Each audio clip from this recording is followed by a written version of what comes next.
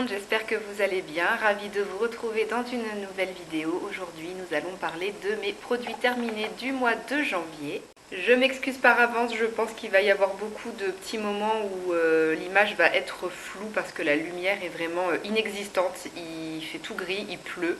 Peut-être qu'avec la lampe de chevet, ça va peut-être rendre un petit peu mieux. Peut-être que l'image sera moins floue. On va tester, on verra bien. Donc je disais, me voici avec ma petite boîte de produits terminés. Au mois de janvier, j'en ai terminé que 7. Donc je commence l'année en douceur.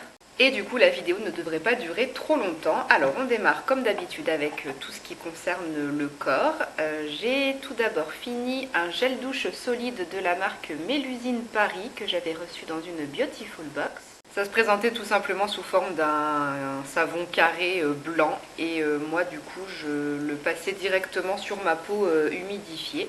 Et ça moussait quand même plutôt bien, ça faisait une mousse légère et un petit peu laiteuse, ça donnait vraiment une sensation d'enveloppement et de douceur sur la peau, c'était vraiment très agréable et assez réconfortant. On sent vraiment que c'est doux pour la peau, que ça l'agresse pas, donc j'ai bien aimé me servir de ce produit et puis le découvrir. Après, c'est pas le format de gel douche que je préfère, donc je pense pas que j'irai le racheter, mais il est quand même très sympa. Un autre gel douche que j'ai adoré, c'est de chez The Body Shop. C'est le gel douche Love and Plums. Là, c'était un format voyage que j'avais eu en cadeau par ma meilleure amie à mon anniversaire l'année dernière, si je ne dis pas de bêtises. Et ça sent vraiment super bon. C'est une odeur fruitée, un peu gourmande, mais pas trop sucrée non plus. C'est le genre d'odeur fruitée que j'aime bien pour l'automne-hiver. Et puis c'est un gel douche qui mousse bien, l'odeur est bien présente quand on se lave, c'est vraiment hyper agréable. J'ai adoré ce gel douche, comme à peu près tous les gels douches de chez The Body Shop, ils sont top. Mais cette senteur-là, c'était une édition limitée, donc je ne pourrais pas la racheter, mais il me semble que souvent, aux périodes de Noël, ils sortent des collections limitées où l'odeur de prune revient assez régulièrement, donc il y a peut-être moyen de retrouver ce genre de senteur dans une prochaine édition de Noël.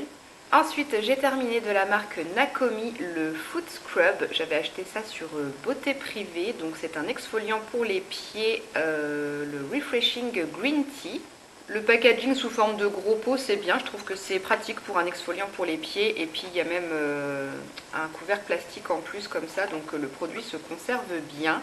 Et c'était un gommage sous forme de gros grains de sucre. Au niveau de l'odeur, je ne sais pas si on peut dire que ça sentait le thé vert, mais en tout cas c'était assez frais et agréable et c'est un gommage pour les pieds que j'ai vraiment beaucoup aimé. Je le massais sur mes talons légèrement humidifiés, le sucre se dissout peu à peu, ça gratte vraiment bien, ça exfolie bien. Et si on utilise ça vraiment régulièrement, ça permet vraiment de bien entretenir les pieds, ils sont moins secs et ça laisse aussi, je trouve, une petite pellicule un petit peu hydratante. Donc franchement, c'est un produit qui est assez efficace, qui est bien, j'ai bien aimé. Et puis du coup, pour pas trop cher sur Beauté Privée. Donc si jamais je retombe dessus et que j'ai besoin à ce moment-là de me racheter un exfoliant pour les pieds, pourquoi pas le reprendre parce que franchement, il fait bien le boulot. On se tourne maintenant vers la catégorie des soins visage. J'ai fini un autre produit solide que j'avais reçu dans une Beautiful Box. Enfin, il n'est pas vraiment terminé, j'ai abandonné de l'utiliser parce que il est nul. C'est le Galet des Nymphes, un démaquillant solide de la marque La Savonnerie du Nouveau Monde.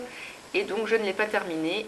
Donc ça se présentait sous forme de savon carré, un petit peu comme le gel douche de tout à l'heure, sauf que là c'est censé être un démaquillant.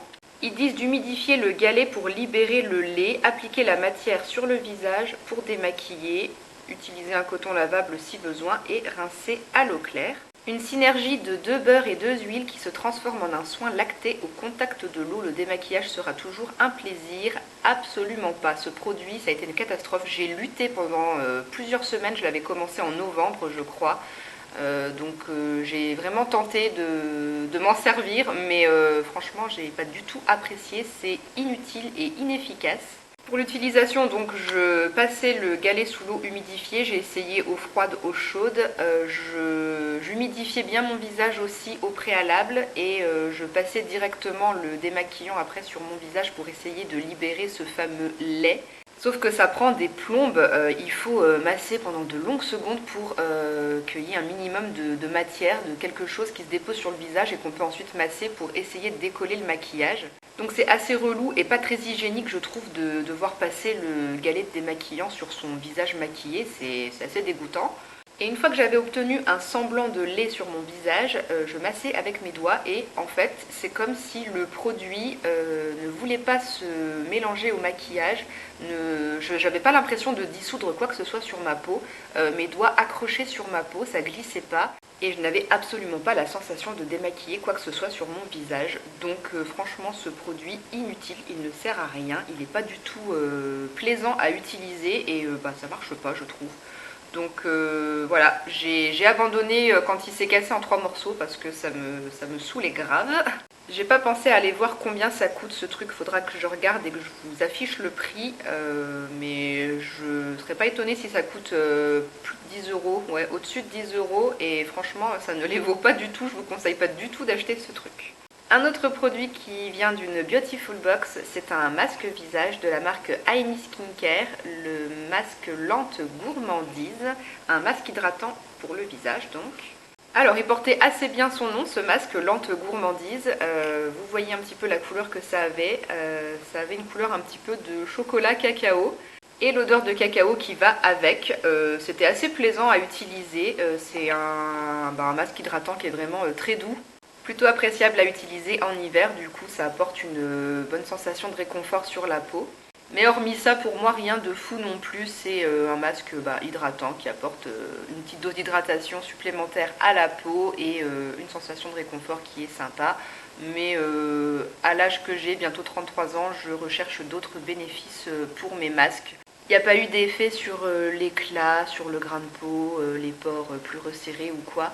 Donc voilà, c'est un masque qui est cool, qui est sympa à utiliser. Mais j'en demande plus et du coup, je ne le rachèterai pas. On passe à la dernière catégorie, maquillage ou plutôt vernis à ongles, puisque je me sépare de 2 flacons de vernis. Le premier c'est de la marque Ciaté, je l'avais reçu dans une Birchbox celui-ci, c'était le vernis qui s'appelle Members Only. Je ne sais pas du tout si on peut encore retrouver cette référence quelque part, ça m'étonnerait parce que ça faisait bien longtemps que je l'avais, je crois que je l'avais reçu en 2017 si je dis pas de bêtises, donc ça faisait presque 7 ans. Le pinceau est bien, il est large et plat. Juste pas assez arrondi pour moi au bout, je préfère quand le bout des poils est un petit peu arrondi pour bien épouser la forme de l'ongle, là c'est vraiment tout droit. Mais ça reste un bon pinceau qui permet d'appliquer quand même le vernis facilement. Et au niveau de la teinte, c'était une teinte pas tout à fait opaque, un petit peu en transparence. Une couleur beige pêche avec des petits irisés dorés. C'était sympa quand je voulais une petite manucure discrète et rapide, ça faisait l'affaire. Et sinon j'aimais aussi beaucoup le mettre par-dessus un vernis un peu foncé, par-dessus du noir ou du marron. Du coup ça apportait un petit twist un peu sympa, ça faisait des jolis reflets dorés. Donc voilà pour ce flacon de vernis que j'ai quasi utilisé jusqu'au bout, hein. Il en reste vraiment un tout petit fond, mais le pinceau il va pas tout au fond. Et puis la texture s'est épaissie depuis le temps.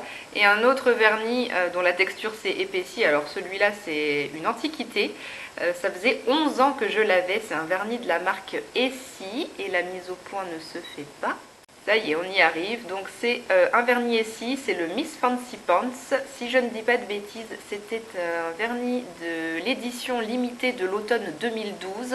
Et moi j'avais acheté ça sur vente privée quand il y avait une vente Essie au début d'année 2013. Du coup ils écoulaient les stocks de l'édition limitée de la saison d'avant. Donc ça faisait 11 ans que ce flacon de vernis était dans ma collection. Et là, plus trop l'utiliser. D'ailleurs ça faisait quelques années que je ne l'utilisais plus. J'ai tenté de le remettre sur mes pieds ce mois-ci, mais ça a été un peu catastrophique. La texture est épaisse et ne s'étale plus aussi bien et il ne tient plus non plus sur mes orteils. Tous les jours il y avait un vernis le vernis qui sautait en fait. Donc il est temps de jeter ce flacon. J'avais adoré à l'époque quand je l'avais acheté.